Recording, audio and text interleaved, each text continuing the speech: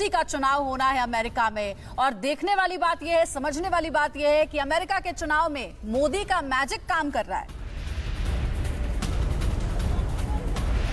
ये देखिए बहुत बड़ी बात है और ये इसलिए भी अहम है कि वहां पर इंडो अमेरिकन समुदाय अंजलि अच्छी खासी संख्या में है। 1.8 मिलियन ऐसे हैं जो कि वोट करते हैं। टोटल उनकी आबादी 4 मिलियन से ज्यादा है। और जो ये रिपब्लिकन पार्टी के कैंडिडेट कह रहे हैं, उनके कहने का आशय साफ है कि पीएम मोदी का जो इंडोर्समेंट है वो वहां पर एक बड़ा सपोर्ट बेस है रिपब्लिकन पार्टी के लिए। तो अगर पार्टी लाइन से हटकर के भी हम बात कर लें तो ये बात बहुत ही साफ है कि मोदी फैक्टर पे वहां जमकर चर्चा है। मोदी फैक्टर को वहां अपने पक्ष में यूं समझ लीजिए कि अपने पक्ष में मतदाताओं को आकर्षित करने के लिए मोदी फैक्टर को भी सामने लाया जा रहा है। तो ये एक बड़ा डेवलपमेंट है अमेरिकी चुनाव के लिहाज से। बिल्कुल अभिषेक, ठीक कहा आपने। और इस इंटरव्यू में और भी कई दिलचस्प जानकारियां मिली है कि किस तरीके से भारत के प्रधानमंत्री का जादू अमेरिका में चलता नजर आता है। अभिषेक ने जो बातचीत की है, अभिषेक हमारे साथ जुड़े रहिएगा। आगे एक और बड़ी खबर यह भी कि TV9 भारतवर्ष पर रिपब्लिकन पार्टी के उम्मीदवार रितेश टंडन ने बहुत बड़ा दावा भी किया है। एक एक करके उनके सारे बयान हम आपको दिखा और सुना रहे हैं। ट्रंप संयुक्त राष्ट्र संघ में भारत की स्थायी सदस्यता के समर्थक, चुनाव जीता तो यूएन में भारत की स्थायी सदस्यता का मुद्दा उठाऊंगा, यह भी कहा रितेश टंडन ने। रिपब्लिकन पार्टी यूएन में भारत की स्थायी सदस्यता का समर्थन करेगी। भारत और अमेरिका के बीच गहरे रिश्ते हैं, यह भी कहा है रितेश टंडन ने। Once I win this election, then I'm going to work not only apna Gujarat wasi, but all the Gujarati audience, all the Indian Americans here in the US, as well as I'm going to work for India as well. અને સાથે જ આપણું જો India છે, ઇન્ડિયાનું security કાઉન્સિલમાં permanent seat હોવી જોઈએ, આને માટે I'm going to fight. I make sure कि આપણું ઇન્ડિયા, આપણું ભારત आपने बहुत बड़ी बात कही है। देखिए इस बात को मैं दोहराऊंगा। आपने ये कहा है कि सिक्योरिटी काउंसिल में भारत को परमानेंट सीट होनी चाहिए और ये लड़ाई आप लड़ने जा रहे हैं। Trump administration they support it, पर मामला ये है इसमें कि इसको कोई आगे बढ़ाता नहीं है। And this is where actually I will be standing and becoming the voice of our Hindustani people in the Washington. आप इसको उठाने जा रहे हैं, आप इसको जोर शोर से उठाएंगे जितने पर कि भारत को परमानेंट मेंबरशिप मिले सिक्योरिटी काउंसिल में। हाँ जी, ऑफ कोर्स यार, जोर से उठाऊंगा इस मैटर को। और अभिषेक हमारे साथ जुड़े हुए। अभिषेक, पीएम मोदी भी चाहते हैं कि P6 का दर्जा मिले भारत को, यूएन में स्थायी सदस्यता भारत को मिले। और अब जो दावा किया गया रितेश टंडन की ओर से कि डोनाल्ड ट्रंप भी खुद ये सोच रहे हैं कि भारतीय वोटर्स जो अमेरिका में रहते हैं उनका साथ मिला तो हम भारत की मदद करेंगे यूएन में स्थायी सदस्यता दिलाने में। अंजलि देखिए, ये कूटनीतिक लिहाज से भारत के लिए बहुत बड़ा डेवलपमेंट है कि भारत के हक में वहां पर जो अमेरिका का चुनाव हो रहा है वहां पर ये बात भी एक मुद्दा है कि भारत के हक में क्या कर सकते हैं। और ये करने से वहां के इंडो अमेरिकन वोटर किस तरह से प्रभावित हो रहे हैं वो एक बड़ा मसला है। और उन्होंने क्लियर कहा है, रितेश टंडन ने, वो उम्मीदवार हैं कैलिफोर्निया से रिपब्लिकन पार्टी के, कि जीते तो यूनाइटेड नेशन की सिक्योरिटी काउंसिल में भारत की स्थायी सत्ता का मुद्दा खुद उठाएंगे। मतलब अमेरिका में वो आवाज यूएस कांग्रेस में बुलंद करेंगे ट्रंप एडमिनिस्ट्रेशन उसके सपोर्ट में। तो ये जिस तरह से भारत के हक में ये समर्थन अमेरिका में बढ़ रहा है, अमेरिकी चुनाव में नजर आ रहा है, इसको एक बड़ी कूटनीतिक जीत के तौर पर आप देख सकती हैं। जाहिर तौर पर अमेरिका में रह रहे भारतीय वोटर्स को ये चाहिए कि भारत के लिए कोई पक्का और मजबूत वादा किया जाए और उसे निभाया भी जाए, तभी वोट मिलेगा। अजरबैजान को पाकिस्तान का साथ देने से अमेरिका नाराज है, ये सभी बातें इंटरव्यू में पता चली हैं, जो कि रितेश टंडन का इंटरव्यू अभिषेक ने लिया है। रिपब्लिकन पार्टी के उम्मीदवार रितेश टंडन ने कहा कि पाकिस्तान इस्लामिक स्टेट को समर्थन करता है, साथ ही पाकिस्तान के खिलाफ अब कार्रवाई की जरूरत है। ट्रंप आतंकवाद पर पाकिस्तान को पहले ही चेतावनी दे चुके हैं। पाक पर अजरबैजान के साथ मिलकर युद्ध भड़काने का भी आरोप है। पाकिस्तान का जो रोल उसमें सामने आ रहा है उस पर आप क्या कहेंगे? पाकिस्तान पर एलिगेशन है कि अजरबैजान के साथ मिलकर के वो सपोर्ट कर रहा है इस पूरे वार को। देखिए, सपोर्ट तो वो हर एक जितना भी चलता है इस्लामिस्ट का वो सभी में करता है, पर उसके खिलाफ जो है कोई भी एक्शन नहीं ले पाता है। And this is the sad part of this world is. And मैं आपको फैक्ट बताऊं तो टाइम आ गया है कि कोई भी अगर इस तरह की एक्टिविटीज जो सपोर्ट कर रहा है वो सब स्टॉप होनी चाहिए। प्रेसिडेंट ट्रंप की इस बारे में क्या राय है? आपको क्या लगता है कि वो इस बारे में डिसाइसिव स्टेप लेंगे? पाकिस्तान का ये जो रोल है इस पर। Actually president Trump already warn कर चुके हैं कि ये जितना भी टेररिस्ट एक्टिविटीज है ये बंद हो जानी चाहिए। तो पाकिस्तान को भी सबक सिखाने के मूड में इस बार डोनाल्ड ट्रंप दिख रहे हैं और इसलिए उनका एक मुद्दा यह भी है कि पाकिस्तान की सभी हरकतों पर पैनी नजर है। इधर कमला हैरिस पर ट्रंप की पार्टी के उम्मीदवार का बड़ा आरोप, कमला हैरिस भारत के खिलाफ हैं। ये रितेश टंडन ने कहा है। कमला हैरिस ने हिंदुस्तान के लिए कभी भी कुछ नहीं किया। कमला हैरिस खुद को भारतीय बताकर वोट हासिल करना चाहती हैं। कमला हैरिस को मैक्सिकन की चिंता है, भारतीयों की नहीं है। कमला हैरिस ने अनुच्छेद 370 का विरोध किया, यह भी रितेश टंडन ने इस इंटरव्यू में कहा। साथ ही वो कहते हैं कि कमला हैरिस कश्मीर में अलगाववादियों के साथ हैं। मुझे आप बताइए, कमला हैरिस को लेकर के आपकी क्या राय है, क्या जानकारी है उनके स्टैंड को लेकर के? देखिए, सिंपल बात मैं बताना चाहता हूं आपको। कमला हैरिस जो हैं, जब वाइस प्रेसिडेंट के लिए नॉमिनी बनी तो फर्स्ट टाइम उन्होंने बोला कि मैं इंडियन हूं। अभी तक तो कभी नहीं बोला उन्होंने। अब जब इंडियंस के वोट चाहिए तब बोला इंडियन हूं मैं। आपको मैं इतना बता दूं, इन्होंने हिंदुस्तान के लिए कुछ भी नहीं किया है अभी तक, बल्कि कमला हैरिस ने जो प्रॉप 16 को भी इंडोर्स किया है और उनको एग्जैक्टली पता है कि सबसे ज्यादा इंपैक्ट हिंदुस्तानियों और एशियन अमेरिकन को होगा, पर उससे उनको चिंता नहीं है। उन्हें चिंता यह है कि उनको मैक्सिकन के कैसे कैलिफोर्निया में ज्यादा वोट मिलेंगे और कैसे ज्यादा सपोर्ट मिलेगा। सो अगर आपको लग रहा है कि कमला सिर्फ नाम के कारण आप वोट दे देंगे तो बहुत बड़ी गलती होगी। कमला हैरिस इक्वली इन्वॉल्व हैं डेमोक्रेट पार्टी के साथ में, जो भारत के खिलाफ कार्य कर रहे हैं। जब कश्मीर का आर्टिकल 370 का मुद्दा हुआ था, जब भारत गवर्नमेंट निकाला था, पूरा पार्लियामेंट के साथ, पूरा प्रोसेस के साथ हुआ था। कमला हैरिस बोलती हैं कि चिंता ना करें, हम आपके साथ हैं। साथ हैं मतलब भारतीयों के साथ नहीं, जो कश्मीर में जो हल्ला मचा रहे थे और जो तोड़फोड़ मचा रहे थे, हम उनके साथ हैं।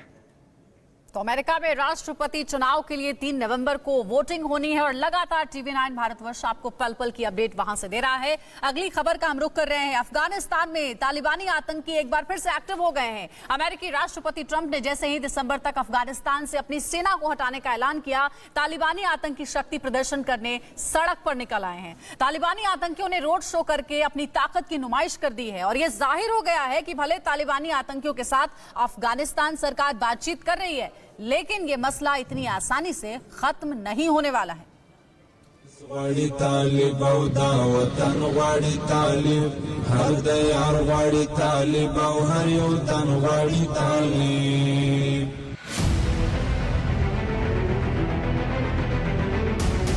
अमेरिकी सेना पर छिपकर गोली चलाने वाले, सुरंग और खंडहरों में छिपकर हमला करने वाले, यूएस फोर्स की दहशत से अंडरग्राउंड रहने वाले तालिबानी आतंकी अब शक्ति प्रदर्शन कर रहे हैं, विक्ट्री परेड निकाल रहे हैं।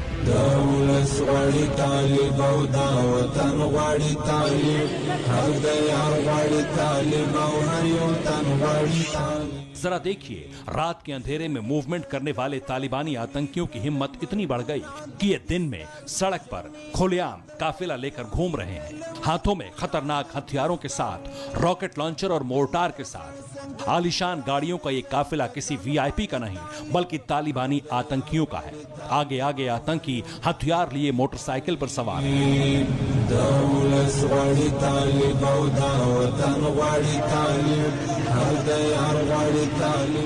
अफगानिस्तान से अमेरिकी सेना के हटने के ऐलान के साथ तालिबानी आतंकियों की हिम्मत इतनी बढ़ गई कि वो अब शक्ति प्रदर्शन करने लगे।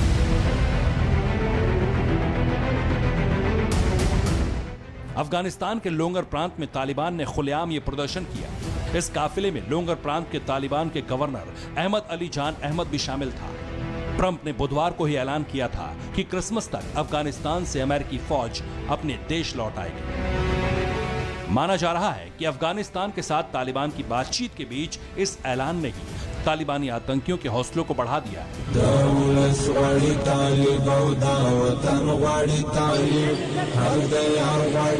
तालिबानी आतंकी समझ चुके हैं, अब अमेरिका तालिबान के खिलाफ अपने मोर्चे को छोड़ देगा। तालिबान के साथ भले ही सरकार की बातचीत शुरू हो चुकी है, लेकिन एक गुट अभी भी कई इलाकों में कब्जे के पक्ष में है।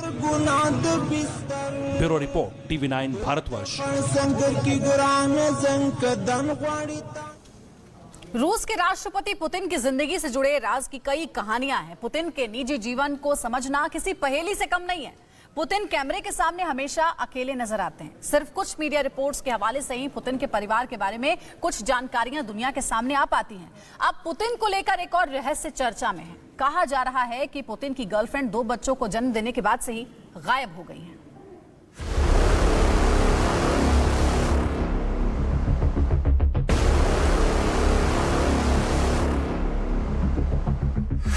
एक ताकतवर नेता, दूसरी बला की खूबसूरत।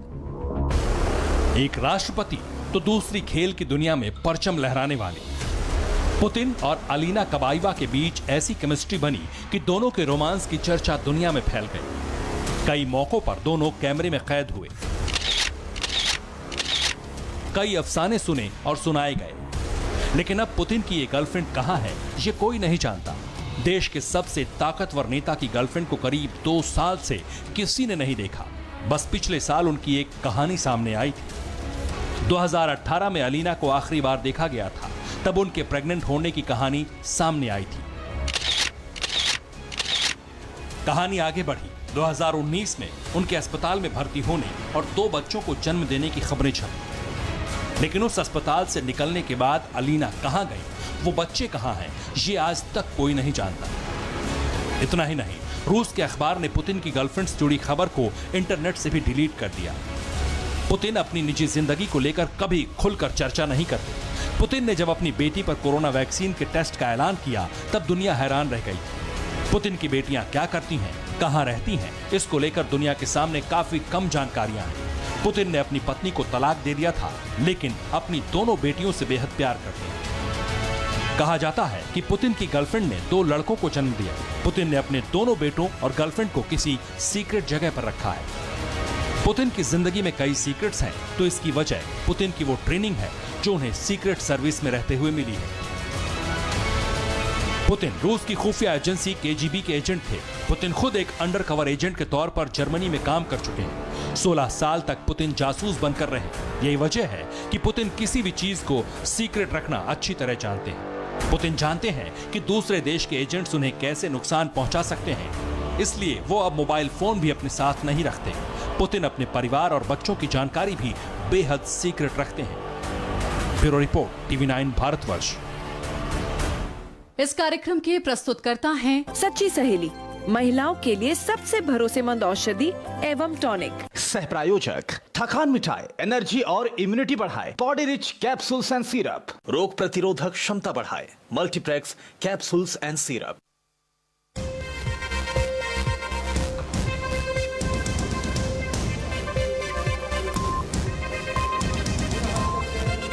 करौली में पुजारी की हत्या का विरोध तेज। प्रशासन को ग्रामीणों ने दिया 1 घंटे का अल्टीमेटम। मांग पूरी नहीं हुई तो होगा बड़ा प्रदर्शन। दिल्ली के आदर्श नगर में एक युवक को गैर मजहबी लड़की से दोस्ती करना पड़ा भारी। युवक की पीट कर हत्या। लड़की के परिजनों पर लगा आरोप। 3 नाबालिग समेत 5 लोगों को दबोचा गया। उत्तर प्रदेश के सीएम योगी आदित्यनाथ का कांग्रेस पर बड़ा बयान। हाथरस में दंगे की साजिश का लगाया आरोप। कहा कुछ लोगों का डीएनए ही बांटने वाला। बिहार को लेकर आज बीजेपी सीईसी की बैठक। शाम 7 बजे उम्मीदवारों के नाम पर चर्चा होगी। प्रधानमंत्री मोदी भी रहेंगे मौजूद। युद्ध विराम का नहीं दिखा कोई असर। आर्मेनिया का दावा। अजरबैजान ने ड्रोन से किया हमला, हुआ भारी नुकसान।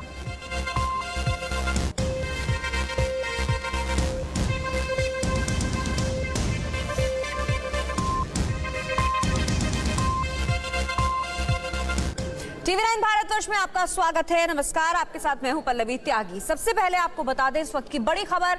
अजरबैजान और आर्मेनिया के बीच भीषण युद्ध फिर से शुरू हो गया है। दोनों देशों ने एक दूसरे पर जोरदार हमले किए हैं। आर्मेनिया पर अजरबैजान ने एक के बाद एक हमले किए हैं। अजरबैजान ने भी आर्मेनिया पर हमले का आरोप लगाया है। दोनों देशों ने एक दूसरे पर दोबारा जोरदार हमले किए हैं। बीच में जिस तरह की स्थिति बन रही थी, अगर दुनिया के मद्देनजर देखें, जिस तरह से पुतिन ने, जो कि रूस के राष्ट्रपति हैं, उन्होंने दोनों देशों के विदेश मंत्रियों को बुलाया था बातचीत के लिए, लग रहा था चीजें संभलेंगी, लेकिन ऐसा हुआ नहीं। आर्मेनिया अजरबैजान युद्ध विराम का कोई असर दिख नहीं रहा है। अजरबैजान ने हमले नहीं रोके हैं, ड्रोन से फिर से अटैक किया गया है। आर्मेनिया के रक्षा मंत्रालय का बहुत बड़ा खुलासा है ये।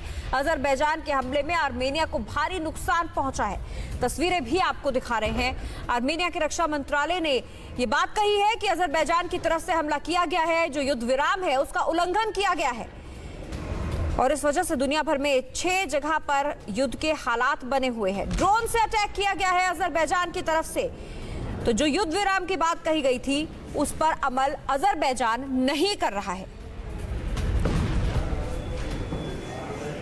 तो पुतिन के दखल के बाद युद्ध विराम हुआ, लगा कि सब कुछ शांत हो गया, लेकिन 4वें दिन भी आर्मेनिया और अजरबैजान के बीच बारूदी संग्राम जारी है। इन 14 दिनों में नागोर्नो काराबाख में जो हुआ है उसे देख पूरी दुनिया सन्न है, क्योंकि धरती के एक इलाके में इतना बारूद बरसा जिसकी कल्पना भर से ही रूह कांप जाए। हर नए दिन के साथ दो मुल्कों के बीच हो रही जंग की भयावह तस्वीरें दुनिया के सामने आ रही हैं। अब तक हजारों लाशें बिछाई जा चुकी हैं, लेकिन इस जंग में अब पहले से ज्यादा विस्फोटक एक्शन होना तय है, क्योंकि अजरबैजान और आर्मेनिया की जंग में दुनिया के एक महाबली ने एंट्री मार ली है, वो भी किलर वेपन के साथ। अब तुर्की के राष्ट्रपति एर्दोआन का गुमान टूटेगा। पाकिस्तान तो दुनिया के नक्शे से साफ हो जाएगा। जिस नाटो के दम पर तुर्की फड़फड़ा रहा है, वही नाटो तुर्की के खिलाफ जंग का आगाज करेगा। आखिर कैसे थर्ड वर्ल्ड वॉर की चिंगारी में धधकेगी दुनिया सारी, आप खुद देखिए।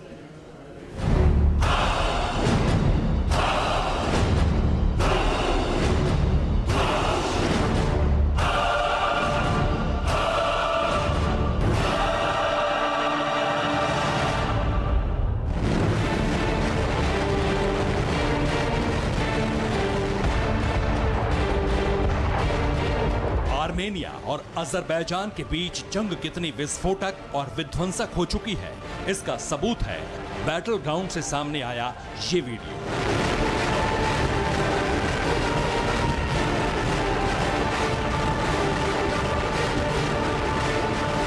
नागोर्नो काराबाख में बारूदी कोहराम मचाता ये जंगबाज अजरबैजान का मल्टी बैरल रॉकेट लॉन्चर है, जिसने आर्मेनिया के जमीन को थर्रा दिया है।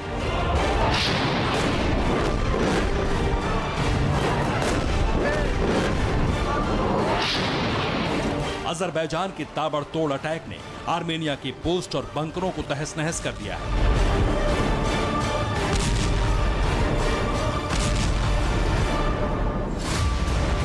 अजरबैजान की इस बारूदी सनक के पीछे की वजह है इस्लामिक देशों का खुला समर्थन। इस वक्त अजरबैजान के साथ तुर्की और पाकिस्तान खड़े हैं। दोनों मुल्क अजरबैजान को हथियार और पैसा दे रहे हैं। सैन्य मदद लगातार जारी है।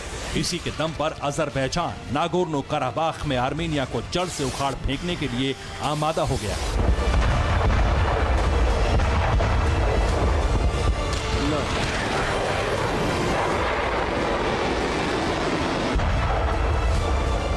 अजरबैजान और आर्मेनिया के बीच युद्ध को और भड़काने का अगर किसी ने काम किया तो वो तुर्की के राष्ट्रपति एर्दोगान है, क्योंकि दो मुल्कों की अदावत में तुर्की न सिर्फ अजरबैजान की मदद कर रहा है, बल्कि वो अजरबैजान के साथ मिलकर आर्मेनिया के रिहायशी इलाकों को भी सीधा टारगेट कर रहा है। तुर्की के निशाने पर है आर्मेनिया के चर्च।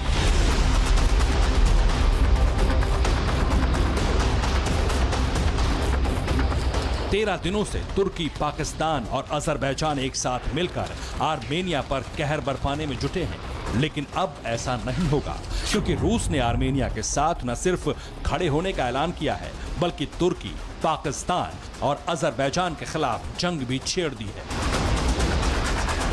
असल में रूस अब तक सिर्फ तुर्की और अजरबैजान को युद्ध विराम की चेतावनी भर दे रहा था, लेकिन तीनों इस्लामिक देशों ने पुतिन की बात को हवा में उड़ा दिया। हद तो तब हो गई जब अजरबैजान ने रूस के एक इलाके पर ही मिसाइल अटैक कर दिया।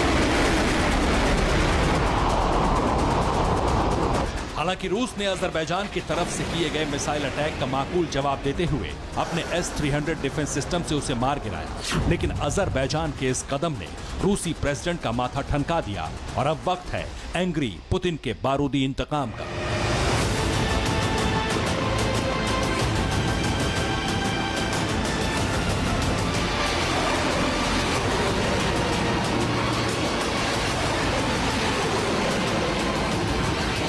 आर्मेनिया और अजरबैजान की जंग में रूस एंट्री मार चुका है।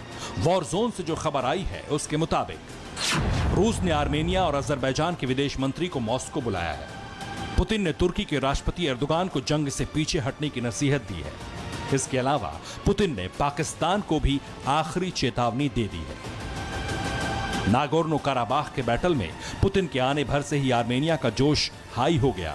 आर्मेनिया ने जंगी खाने से लड़ाकों की फौज को वॉर जोन में भेजा है और इसके बाद शुरू हुआ अजरबैजान के इलाकों पर जबरदस्त बमबारी का सिलसिला।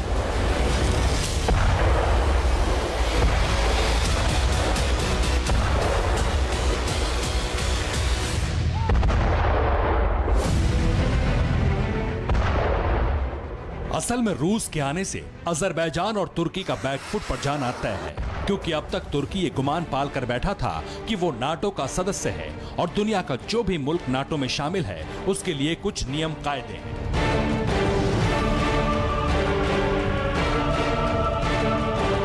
मसलन नाटो में करीब दुनिया के 30 देश शामिल हैं। इसमें अमेरिका, फ्रांस और ब्रिटेन जैसे ताकतवर मुल्क भी हैं। नाटो का हर मेंबर एक खास नियम से बंधा हुआ है। अगर किसी पर भी हमला हुआ तो सभी देश जंग में उतर जाएंगे। वैसे भी नाटो और रूस की अदावत दशकों पुरानी है, लेकिन जिस तरह से अजरबैजान और आर्मेनिया के बीच जंग में तुर्की ने भूमिका निभाई है, उससे नाटो भी तुर्की से छिटकने वाला है, क्योंकि नाटो का नियम है पहले डिफेंस फिर अटैक। लेकिन इस दफा तुर्की ने युद्ध क्षेत्र में आर्मेनिया पर पहले हमला किया। इतना ही नहीं, लगातार तुर्की की फौज आर्मेनिया के चर्च को भी निशाना बना रही है। नाटो के ज्यादातर मुल्क ईसाई बहुल हैं। इसके अलावा जिस तरह से एर्दोगान ने इस्तांबुल के हागिया सोफिया म्यूजियम को मस्जिद में तब्दील किया, उससे भी नाटो देश खफा है।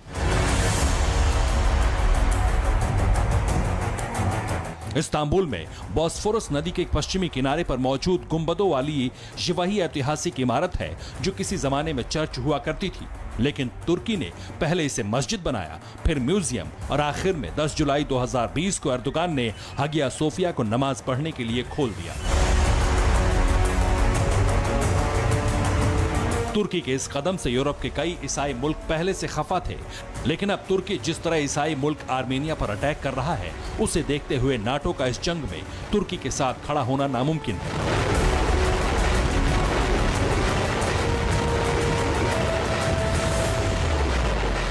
यानी जिस तरह से हालात बन रहे हैं वो इस बात की तरफ इशारा है कि तीसरा विश्व युद्ध हो सकता है, और इसमें तुर्की की भूमिका उसी तरह की होगी जिस तरह पिछले दोनों विश्व युद्ध में जर्मनी ने निभाई, क्योंकि तुर्की न सिर्फ देशों को उकसा रहा है बल्कि युद्ध में तेल डालने का काम भी कर रहा है। यानी इस दफा तुर्की की 13वीं तय मानी जा रही है।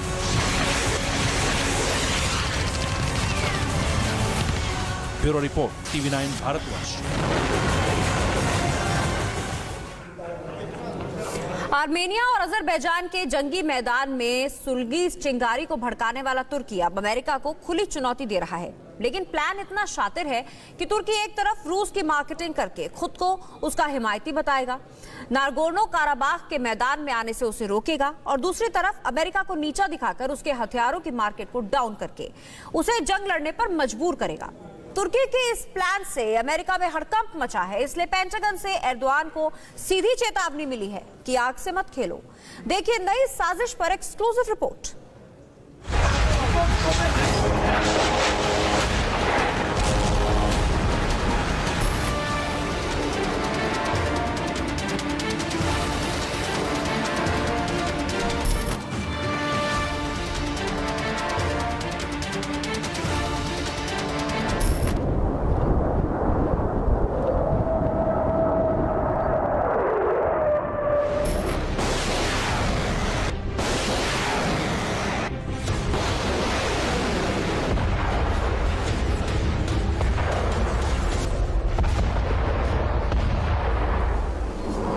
नागोर्नो काराबाख में सुलगी जंग की चिंगारी को तुर्की भड़का रहा है।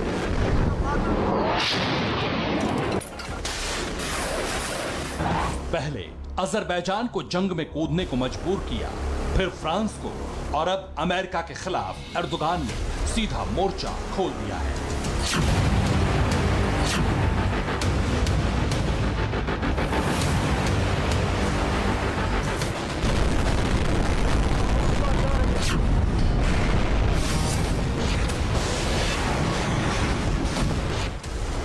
जंग की आंच अमेरिका तक पहुंच चुकी है। तुर्की नाटो का सदस्य होकर भी नाटो की सुप्रीम ताकत से टकराने की तैयारी कर रहा है और टारगेट है अमेरिका का वो हवाई योद्धा जिसे अमेरिका दुनिया का सबसे बेहतर फाइटर बताता है।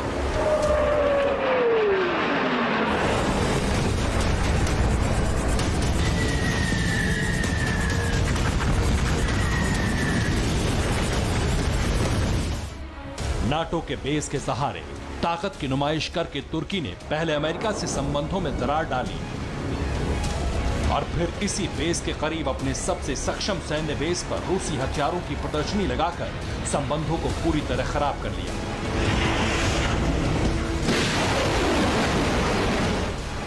लेकिन अदावत की शुरुआत होती है अमेरिका को नीचा दिखाने की कार्रवाई से, जो एक बार टेस्टिंग के रूप में की गई है और अब जानबूझकर की जा रही है। तुर्की का system update, target US fighter jet.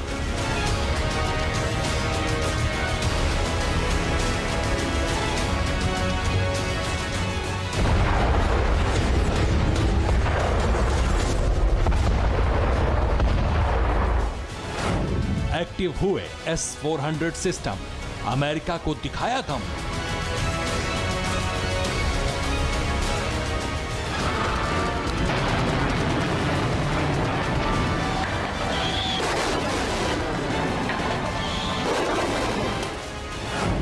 तुर्की का वॉर प्लान चेंज, अब रडार पर F-60 प्लेन।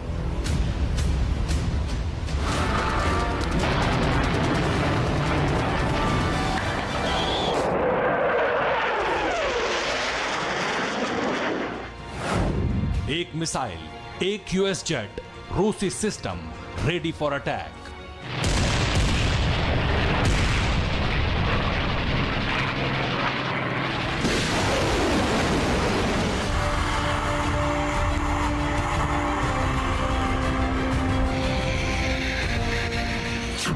अजरबैजान और आर्मेनिया की जंग में अब तक तुर्की ने सिर्फ तनाव को हवा दी है, लेकिन अब इसी माहौल से फायदा उठाने की कोशिश भी एर्दोगान ने शुरू कर दी है। अमेरिका से अपनी अदावत को भुनाने और रूस को आर्मेनिया से दूर करने के लिए एक बड़े प्लान पर एर्दोगान काम कर रहे हैं। इस प्लान के तहत नागोर्नो काराबाख में रूस की एंट्री रोकने के लिए उसे शक्तिशाली बताकर तुर्की को रूस का प्रशंसक दिखाने की कोशिश कर। तो वहीं अमेरिका के साथ जारी तनाव में रूस को जंग का सिकंदर दिखाने का प्रयास।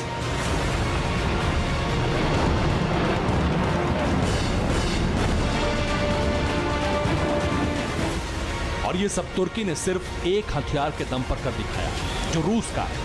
रिपोर्ट्स के मुताबिक तुर्की की सेना ने रूस से खरीदे S-400 डिफेंस सिस्टम को एक्टिव कर दिया है और इसी रूसी डिफेंस सिस्टम के रडार का इस्तेमाल अमेरिकी F-16 फाइटर जेट्स का पता लगाने के लिए किया जा रहा है। तुर्की ये सब इसलिए कर रहा है ताकि रूस के मुकाबले अमेरिका को नीचा दिखाया जा सके, अमेरिकी फाइटर जेट्स का मार्केट डाउन किया जा सके।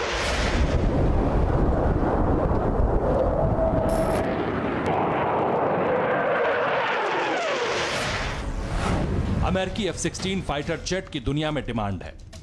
अमेरिका F-16 बेचने के लिए कई खूबियां गिनाता है। तुर्की अमेरिका के दावे को गलत साबित करना चाहता है। F-16 जेट को युद्ध में कबाड़ साबित करना चाहता है तुर्की।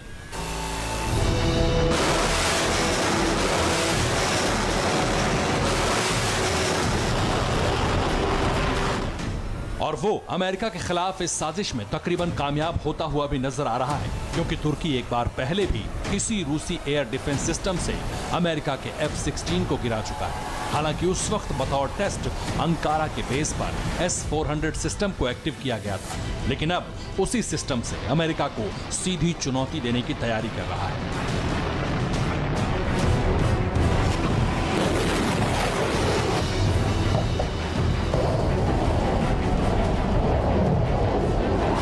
रूसी S-400 डिफेंस सिस्टम से अमेरिकी फाइटर प्लेन को टारगेट करने की एर्दोगान की साजिश का खुलासा होते ही अमेरिका भी अलर्ट हो गया है।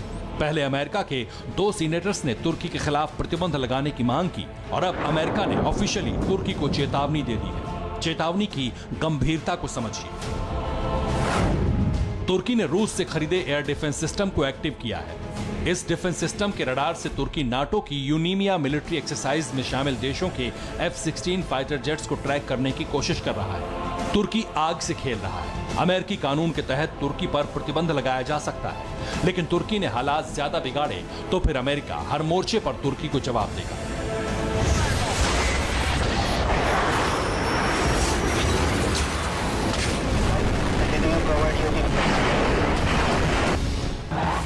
इस चेतावनी का सीधा सा मतलब है कि तुर्की ने अगर F-16 फाइटर जेट को रूसी S-400 मिसाइल डिफेंस सिस्टम से टारगेट किया तो अमेरिका तुर्की के खिलाफ जंग का मोर्चा खोल सकता है। और फिर अमेरिका न सिर्फ नागोर्नो काराबाख में तुर्की के खिलाफ जंग लड़ेगा, बल्कि ब्लैक सी के मुहाने से भी बर्बादी देखेगा। लेकिन दिलचस्प तस्वीर यह होगी कि तुर्की अमेरिका के खिलाफ न सिर्फ रूसी डिफेंस सिस्टम का इस्तेमाल करेगा, बल्कि अमेरिका से ही खरीदे F-16 को अमेरिका के खिलाफ इस्तेमाल भी करेगा, जिसकी पूरी भूमिका देखिए।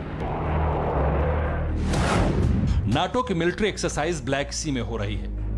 ब्लैक सी से लगे सैमसन प्रोविंस में तुर्की की छावनी है। तुर्की ने सैमसन प्रोविंस में ही S-400 तैनात किए हैं और तुर्की का टारगेट एक्सरसाइज में शामिल F-16 फाइटर जेट है। आशंका है कि तुर्की नाटो का सदस्य होते हुए भी नाटो के खिलाफ S-400 का इस्तेमाल कर सकता है, इसलिए अमेरिका में हड़कंप है। लेकिन जंग की ज्वाला भड़कने का सबसे बड़ा कारण यह है कि अमेरिका के हथियारों का बाजार खरबों डॉलर का है। अमेरिकी हथियार रूस की तुलना में एडवांस बताकर बेचे जाते हैं, लेकिन तुर्की अमेरिका के हथियारों को रूस की तुलना में कबाड़ बताने की कोशिश कर रहा है। एर्दोगान उम्मीद कर रहे हैं कि रूसी बाजार को मदद कर देने से नागोर्नो काराबाख में रूस की एंट्री नहीं होगी। रूसी बाजार को मदद देने से नागोर्नो काराबाख में रूस एंट्री नहीं करेगा और अमेरिका के खिलाफ खुले मोर्चे में उसे रूस से ही मदद मिलेगी। लेकिन असल मैदान में समीकरण अभी पर्दे के पीछे है। Bureau report, TV9 Bharatvarsh.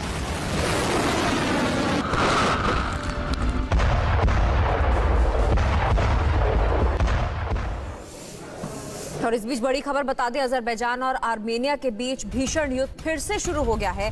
दोनों देशों ने एक दूसरे पर जोरदार हमले किए हैं।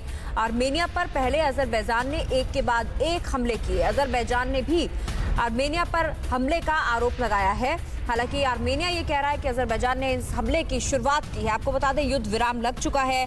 रूस के राष्ट्रपति पुतिन ने दोनों देशों के विदेश मंत्रियों को बुलाकर बाकायदा बात भी की, लेकिन युद्ध विराम का कोई असर होता हुआ नहीं दिख रहा है। अजरबैजान और आर्मेनिया के बीच फिर से भीषण युद्ध शुरू हो गया है।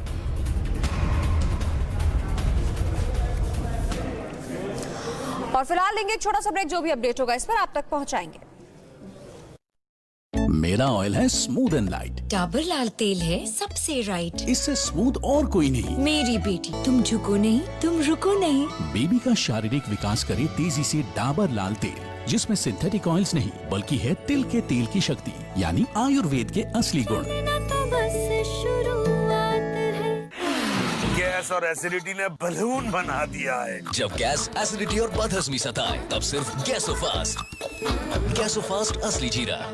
रिश्तों की भी सर्विसिंग करनी पड़ती है, आप उनको टाइम दीजिए और गाड़ी की फिक्र हम पर छोड़ दीजिए। दुनिया भर से आए हैं ये पकड़ पकड़ के फ्लाइट, क्या पता पर किसकी खातिर। ये क्या? दुनिया भर के बिजनेस वाले।